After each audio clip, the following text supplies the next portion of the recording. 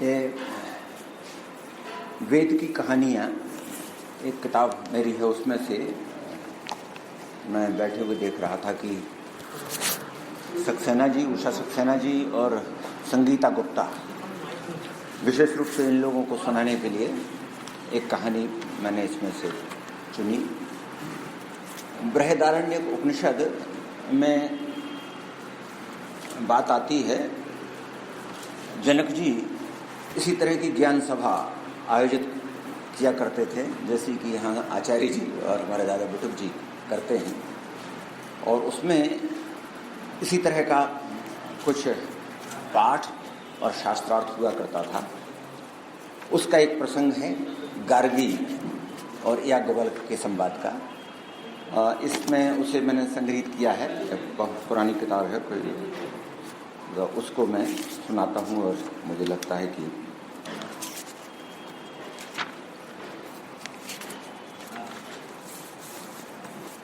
शास्त्रीय मान्यता है कि ईश्वर जीव और जगत पर लागू सीमाओं का अतिक्रमण करता है।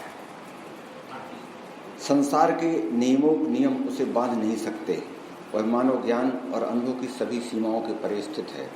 इस प्रकार उसे शब्दों और प्रतीकों में बांधना कठिन है। इस सब के बावजूद भी जनक की ज्ञान सभा में गर्ग गोत्र उत्पन्न गार्गी और ऋषि याज्ञवल्क्य का जो शास्त्रार्थ हुआ वह मानवीय ज्ञान और अनुभव की पराकाष्ठा का परिचायक है। अंततः इस सभा में मैत्रेय के प्रस्ताव पर समस्त सभा ने स्वीकार किया कि ऋषि याज्ञवल्क्य वस्तुतः ब्रह्मवेत्ता है। फलता उन्हें एक सहस्र स्वर्ण श्रृंग मंडित गायें प्रदान की गई।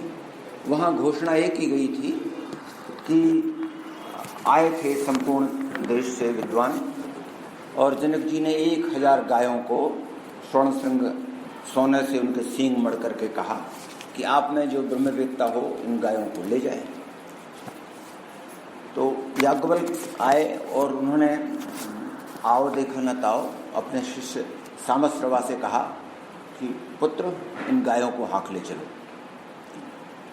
तो उन लोगों ने सबने कहा कि क्या ब्रह्मवेत्ता हैं? उस पर उन्होंने कहा कि ब्रह्मवेत्ता को तो मेरा नमस्कार है, लेकिन हम गायों की इच्छा वाले हैं। हाँ, यदि आपके कोई प्रश्न है तो पूछें। तो उनसे जो शास्त्रार्थ गार्गी ने किया, जो स्वयं ब्रह्मवादिनी थी, उसका संक्षेप में यहाँ पर चुका। बृहदारण्यक उपनिषद के इस कथानक को नीचे कथा शैली में वर्णन किया गया है। याज्ञवल्क्य अब तक के संबोधनों से एक सर्वथा भिन्न स्वर याज्ञवल्क्य के श्रवण रंध्रों की श्रृंखला खोल रहा है। यह आवाज उसी अदृश्य दिशा की है जो उन्हें बहुत देर से समाकृष्ट कर रही थी। याज्ञवल्क्य जी समस्त भूमंडल जल में ओतप्रोत हैं, किंतु जल का आधार क्या है? मैत्रेयी ने पूछा। वायु, याज्ञवल्क्य का उत्तर है। मैत्रेयी जानती है याज्ञवल्क्य पंचभूतों के उत्तरोत्तर व्यापक और सूक्ष्म भाव से कारण रूप तक की यात्रा कराना चाहेंगे। यही तो उनकी परीक्षा है। वायु किस में ओतप्रोत है? अंतरिक्ष लोक में। अंतरिक्ष लोक गंधर्व लोक में। गंधर्व लोक आदित्य लोक में। आदित्य लोक चंद्रलोक में। चंद्रलोक नक्षत्र लोक में। नक्षत्र लोक देवलोक में।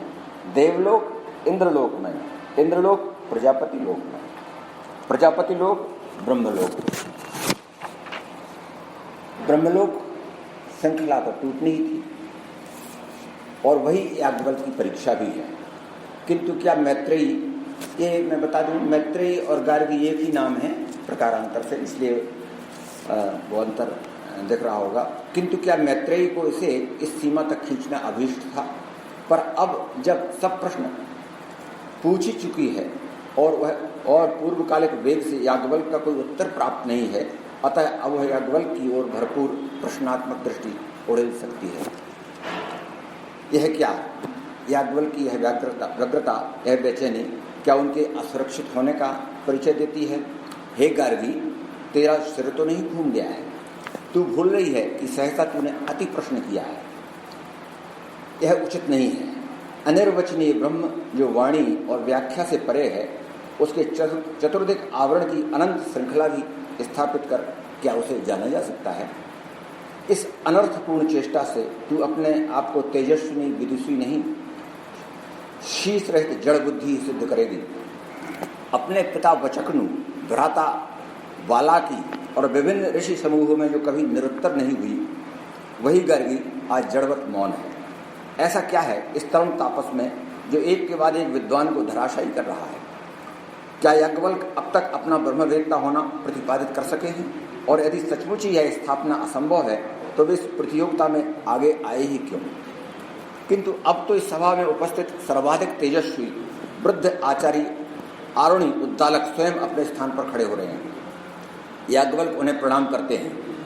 याज्ञवल्क्य तो उद्दालक के शिष्य हैं। मैत्रेयी को अपने निकटस्थ एक विद्वान का स्वर सुनाई दे रहा है।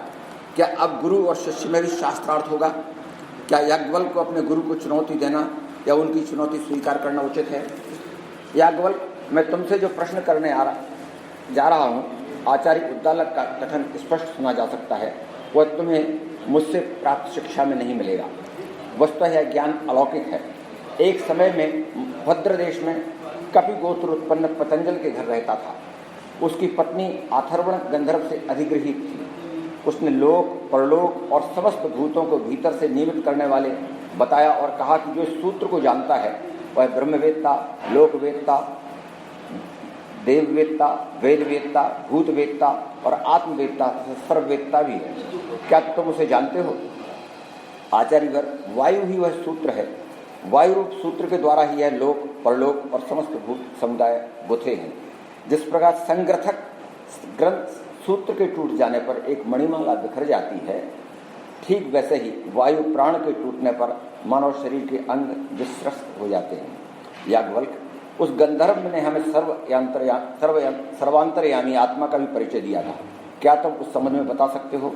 एक एक कर सभी विद्वान सिमट कर अपने स्थानों पर बैठ चुके हैं। इन्हें गार्गी की इस चेष्टा पर विस्मय हो रहा है।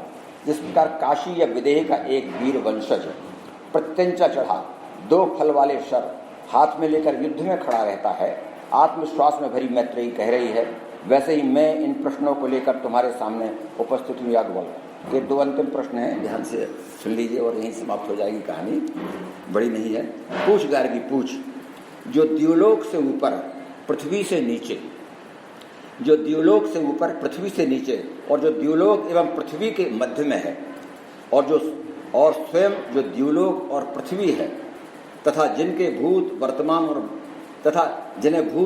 और भविष्य कहते हैं, वे सब किसमें ओतप्रोत हैं? जो द्युलोक से ऊपर पृथ्वी से नीचे और जो द्युलोक एवं पृथ्वी के मध्य में है, और स्वयं जो द्युलोक और पृथ्वी है, तथा जिन्हें भूत वर्तमान और भविष्य कहते हैं, वे सब आकाश में ओतप्रोत हैं।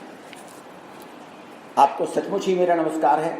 अब मैं दूसरा और अंतिम प्रश्न आपसे यह पूछती हूँ कि आकाश अंततः किसमें ओतप्रोत है? गार्गी, इस तत्व को ब्रह्मवेत्ता अक्षर कहते हैं। वह न मोटा है न पतला है, न छोटा है न बड़ा है, न द्रव है न छाया है। वह नभ, वायु, आकाश, रस, गंध, नेत्र, कान, वाणी, मन, तेज, प्राण, मुख आदि कुछ भी नहीं है। वह न तो भीतर है और न बाहर है। गार्गी, इस अक्षर के प्रशासन में सूर्य, चंद्रमा, दिन, रात, ऋतु, संवत्सर स्थित हैं। गार्गी, जो कोई इस अक्षर को जाने बिना मरता है वह अत्यंत दयनीय है, और जो इसे जानकर मरता है वही ब्रह्मवेत्ता है। यह अक्षर दृष्टि का विषय नहीं किंतु दृष्टा है, श्रवण का विषय नहीं किंतु श्रोता है, मनन का विषय नहीं किंतु मनता है, स्वयं अविज्ञात रहकर दूसरों का विज्ञान है। हे गार्गी, निश्चय ही इस अक्षर में आकाश ओतप्रोत है। गार्गी, मैत्रेयी क्यों नहीं? याज्ञवल्क्य, उसके गोत्र के पद से उसे संबोधित किए जा रहे हैं। वय में तो वह छोटी है ही, अब बुद्धि में भी वह छोटी सिद्ध हो चुकी है। वे उसे मैत्रेयी कहकर क्यों चुप नहीं कर देते? किंतु अभी तो उसे ही अपने समाधान की सूचना देना अभीष्ट है। पूज्य ब्राह्मणगण, श्री याज्ञवल्क्य निश्चित ही अपराजेय हैं। मैं समझती हूँ कि इन्हें ब्रह्म विषयक वाद में जीत सकने में कोई समर्थ नहीं है।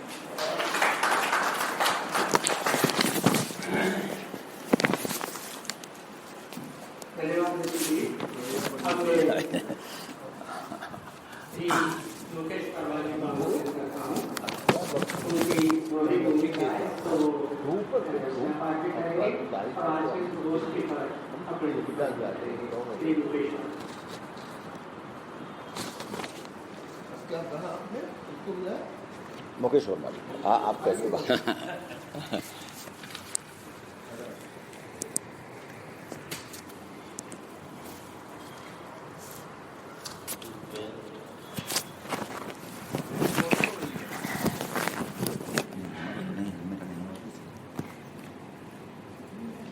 आपका संगीता जी।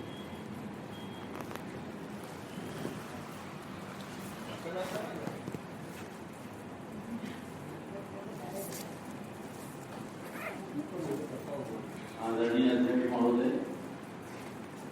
और मंच पर बैठे सभी विद्वानजन मित्रों, आज आप लोगों से अच्छा लगा। मैं खुद बताता हूँ, इसलिए जहाँ पर भी कहानियाँ होती हैं वहाँ पर मैं अपनी उपस्थिति चाहता हूँ और कहानियों को सुनना मेरे लिए एक अद्भुत अनुभव होता है। ये कहानियाँ प्रेरणा भी देती हैं, एक उत्साह भी पैदा करती हैं